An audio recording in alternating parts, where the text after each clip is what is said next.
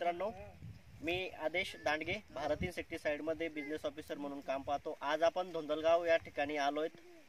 टोकी वापरलेले शेतकरी आज आपल्या सोबत आहेत। आपण थोडक्यात त्यांचा परिचय जाणून घेऊ। भाऊ, तुमचं शुभ नाव? नमस्कार, माझं नाव मनोज दशरथ वाकळे, राहणार धोंदलगाव, तालुका वैजापूर, जिल्हा औरंगाबाद।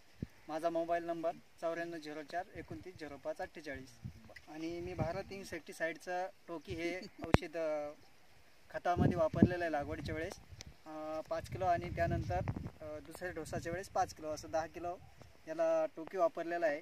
तुम्ही प्लॉटची चकाकी पाहू शकतात आणि मला याचा खूप भारी रिझल्ट आलेला आहे। मी शेतकरी मित्रांना सांगू इच्छितो की आपण याचा जास्तीत जास्त वापर करण्याचा प्रयत्न करा।